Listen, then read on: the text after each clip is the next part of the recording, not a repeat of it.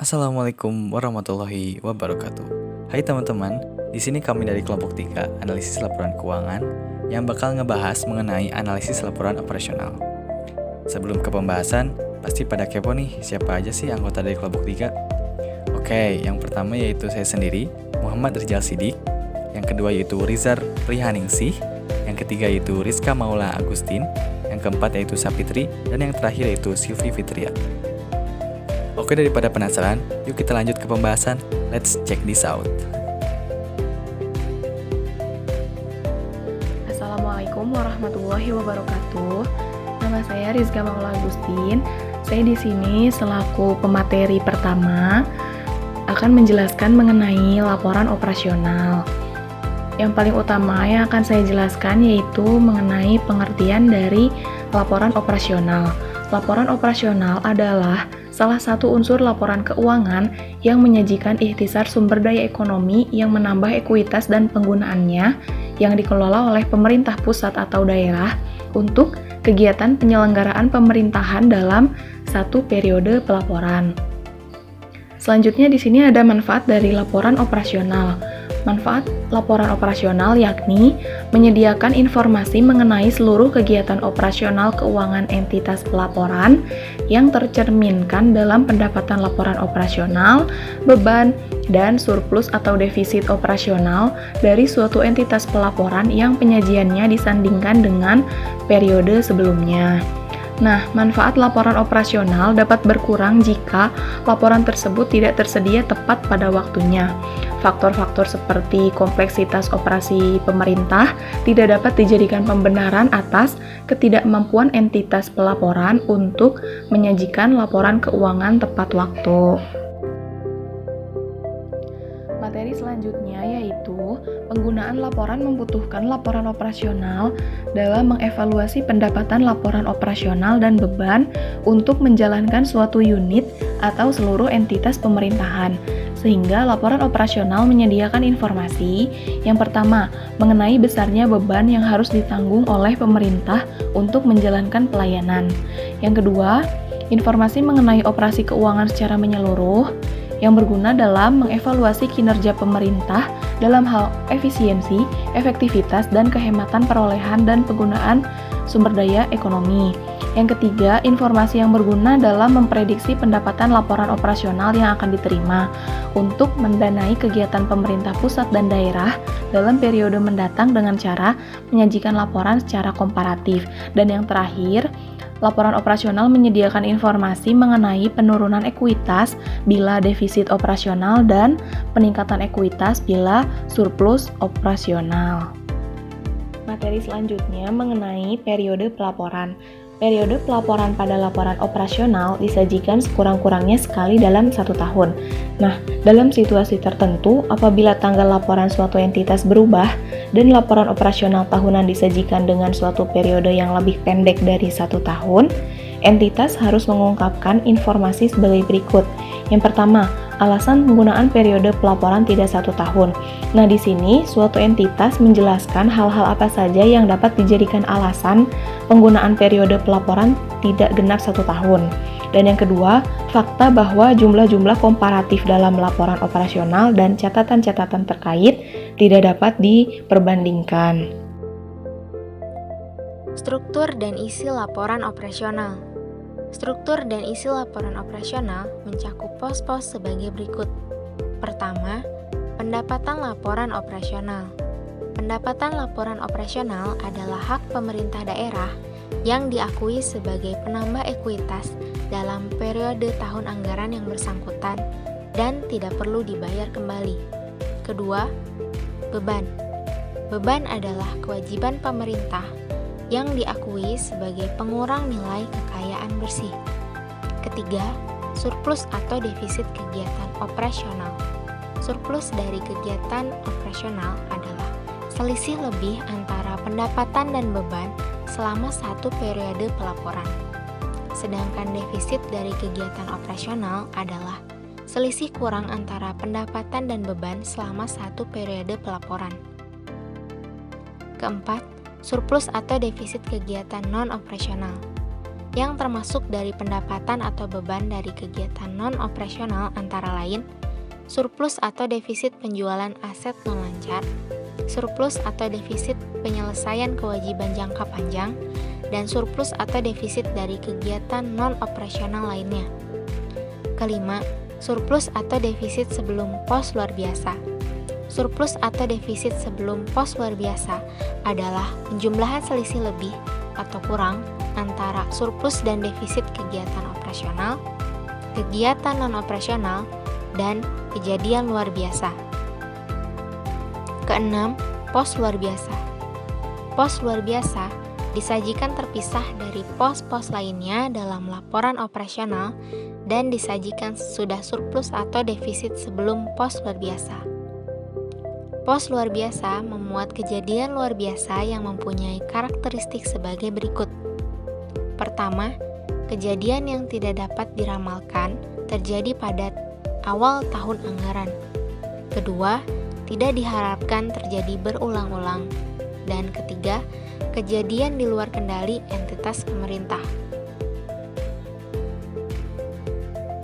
Laporan operasional dijelaskan lebih lanjut dalam catatan atas laporan keuangan yang memuat hal-hal yang berhubungan dengan aktivitas keuangan selama 1 tahun seperti kebijakan fiskal dan moneter, serta daftar-daftar yang merinci lebih lanjut angka-angka yang dianggap perlu untuk dijelaskan.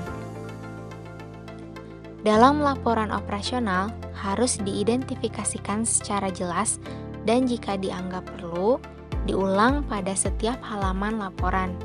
Informasi berikut. Pertama, nama entitas pelaporan atau sarana identifikasi lainnya. Kedua, cakupan entitas pelaporan. Ketiga, periode yang dicakup. Keempat, mata uang pelaporan. Dan yang kelima, satuan angka yang digunakan.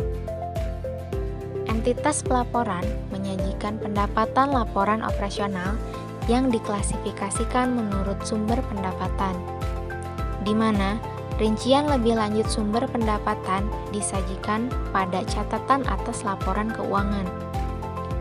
Entitas pelaporan menyajikan beban yang diklasifikasikan menurut klasifikasi jenis beban, di mana beban berdasarkan klasifikasi organisasi dan klasifikasi lain yang dipersyaratkan menurut ketentuan perundangan yang berlaku, disajikan dalam catatan atas laporan keuangan. Klasifikasi pendapatan laporan operasional menurut sumber pendapatan maupun klasifikasi beban menurut ekonomi pada prinsipnya merupakan klasifikasi yang menggunakan dasar klasifikasi yang sama, yaitu berdasarkan jenis. Baik, selanjutnya saya Safitri akan melanjutkan materi selanjutnya. Di sini saya akan memaparkan mengenai analisis pendapatan laporan operasional. Sebelum lebih jauh, saya akan sedikit menjelaskan terlebih dahulu apa itu pendapatan laporan operasional. Pendapatan laporan operasional atau pendapatan LO adalah hak pemerintah daerah yang diakui sebagai penambah ekuitas dalam periode tahun anggaran yang bersangkutan dan tidak perlu dibayarkan kembali. Selanjutnya, pendapatan LO juga diakui pada saat pertama timbulnya hak atas pendapatan dan yang kedua pendapatan direalisasi, di mana yaitu adanya aliran masuk sumber daya ekonomi. Dan bukan hanya itu saja, pendapatan LO yang diperoleh berdasarkan peraturan perundang-undangan diakui pada saat timbulnya hak untuk menagih pendapatan dan hak untuk menagih imbalan.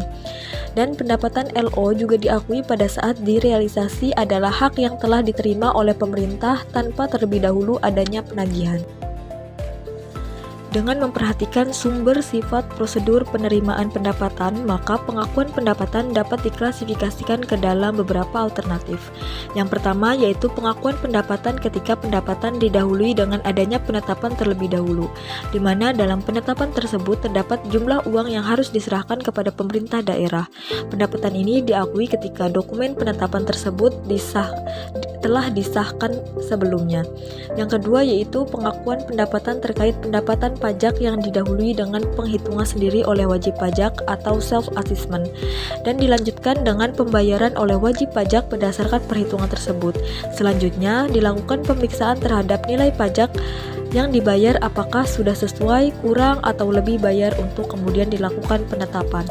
Yang ketiga yaitu penetapan terkait pendapatan pajak yang pembayarannya dilakukan di muka oleh wajib pajak untuk memenuhi kewajiban selama beberapa periode ke depan. Pendapatan LO diakui ketika periode yang bersangkutan telah terlalui.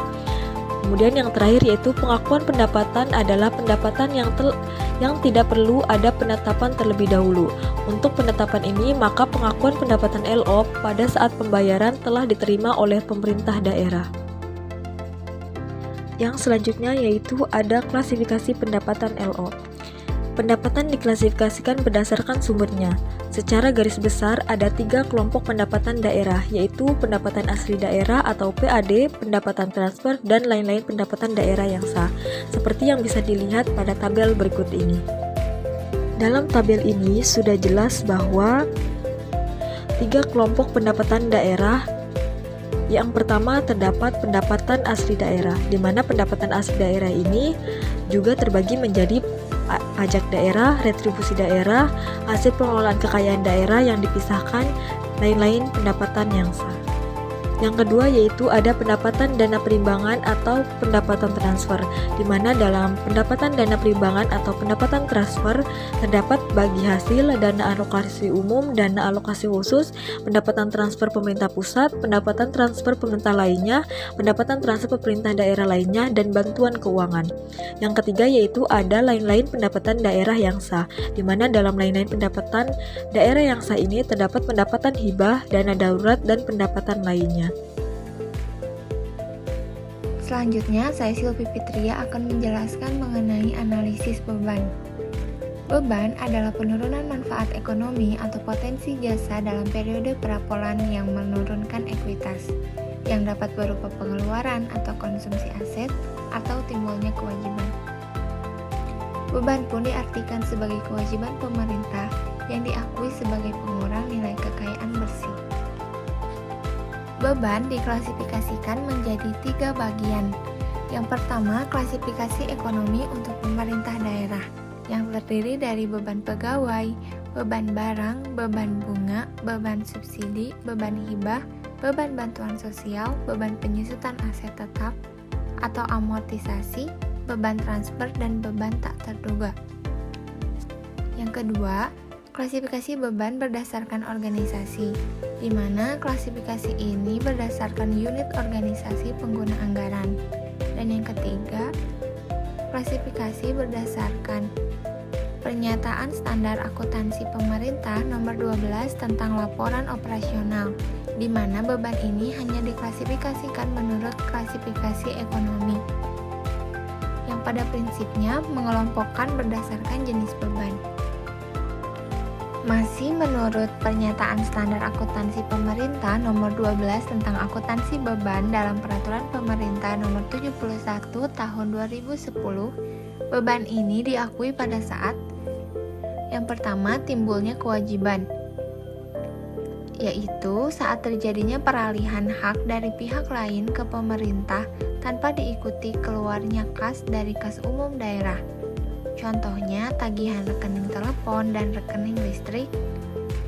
Yang kedua, timbulnya konsumsi aset, di mana saat pengeluaran kas kepada pihak lain yang tidak didahului timbulnya kewajiban dan atau konsumsi aset non-kas dalam kegiatan operasional pemerintah.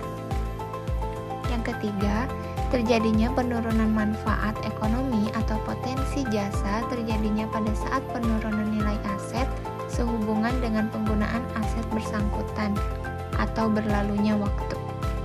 Contohnya adalah penyusutan atau amortisasi. Dalam rangka pencatatan atau pengakuan beban dapat menggunakan 2 pendekatan, yaitu yang pertama ada metode pendekatan beban, di mana setiap pembelian barang dan jasa akan diakui atau dicatat sebagai beban jika pembelian barang dan jasa itu dimaksud untuk digunakan atau dikonsumsi segera mungkin. Yang kedua, metode pendekatan aset, di mana setiap pembelian barang dan jasa akan diakui atau dicatat sebagai persediaan jika pembelian barang dan jasa itu dimaksud untuk digunakan dalam satu periode anggaran. atau untuk sifatnya berjaga-jaga. Beban dapat diukur dan dicatat sebesar beban yang terjadi selama periode pelaporan. Beban dinilai sebesar akumulasi beban yang terjadi selama satu periode pelaporan dan disajikan pada laporan operasional sesuai dengan klasifikasi ekonomi atau line item. Selanjutnya, kita bisa melihat kepada tabel. Di sana ada tabel laporan operasional pemerintah Provinsi Sulawesi Tengah. Beban pemerintah daerah Provinsi Sulawesi Tengah tahun 2015 ini bisa dilihat sebesar yang ada pada tabel, lalu kita bisa menganalisisnya melalui diagram. Itu adalah diagram komposisi beban LO tahun 2015. Nah, berdasarkan diagram di atas dapat dijelaskan dan diuraikan bahwa dari realisasi beban tahun 2015 terdapat sebesar 69,696% adalah beban operasional yang mencakup beban pegawai LO, beban barang dan jasa LO, beban hibah LO, beban bantuan sosial piutang LO, beban lain-lain LO. Dan sebesar 30,3% adalah beban transfer yang mencakup beban transfer bagi hasil pajak, beban transfer bagi hasil pendapatan lainnya, beban bantuan keuangan, beban bantuan keuangan lainnya. Serta sebesar 0,005% adalah beban luar biasa LO. Pembahasan selanjutnya mengenai analisis transfer. Transfer adalah penerimaan atau pengeluaran uang oleh suatu entitas pelaporan dari atau kepada entitas pelaporan lain, termasuk dana perimbangan dan dana bagi hasil. Transfer terbagi menjadi dua, yaitu transfer masuk dan transfer keluar. Transfer masuk adalah penerimaan uang dari entitas pelaporan lain, misalnya penerimaan dana perimbangan dari pemerintahan pusat dan dana bagi hasil dari pemerintahan provinsi. Berikutnya, yaitu transfer keluar. Transfer keluar adalah pengeluaran uang dari entitas pelaporan ke entitas pelaporan lain, seperti pengeluaran dana perimbangan oleh pemerintah pusat dan dana bagi hasil oleh pemerintah daerah seperti bantuan keuangan. Transfer dapat dikategorikan berdasarkan sumber kejadiannya. Yang pertama yaitu transfer pemerintah pusat, dana perimbangan. Yang kedua, transfer pemerintah pusat, dana perimbangan, dan lainnya. Yang ketiga, transfer pemerintah provinsi. Yang keempat, transfer atau bagi hasil ke desa. Dan yang terakhir yaitu transfer atau bantuan keuangan. Pembahasan selanjutnya yaitu mengenai transfer masuk dan keluar berdasarkan nilainya. Terbagi menjadi 3. Yang pertama, transfer masuk dinilai berdasarkan asas bruto, yaitu dengan membukukan penerimaan bruto dan tidak mencatat jumlah netonya, setelah dikompensasikan dengan pengeluaran. Yang kedua yaitu transfer masuk dalam bentuk hibah. Dalam mata uang hasil diukur dan dicatat pada tanggal transaksi menggunakan kurs tengah Bank Indonesia. Yang terakhir atau yang ketiga yaitu transfer keluar dinilai sebesar akumulasi transfer keluar yang terjadi selama satu periode pelaporan dan disajikan pada laporan operasional sesuai dengan klasifikasi ekonomi atau line item. Adapun hal-hal yang harus diungkapkan dalam catatan atas laporan keuangan terkait dengan transfer masuk adalah: yang pertama, penerimaan transfer masuk tahunan berkenaan setelah tanggal berakhirnya tahun anggaran. Yang kedua, transfer keluar harus dirinci. Yang ketiga, penjelasan mengenai transfer masuk yang pada tahunan pelaporan yang bersangkutan terjadi hal-hal yang bersifat khusus. Yang keempat, penjelasan atas unsur-unsur transfer keluar yang disajikan dalam laporan keuangan lembar muka. Yang kelima, penjelasan sebab-sebab tidak tercapainya target penerimaan transfer masuk daerah. Yang keenam, penerimaan sebab-sebab tidak terserapnya target realisasi transfer keluar. Dan yang terakhir yaitu informasi lainnya yang dianggap perlu. Sekian yang dapat kami sampaikan. Terima kasih atas segala perhatiannya. Semoga apa yang telah kami sampaikan dapat menambah khasanah keilmuan dari teman-teman sekalian.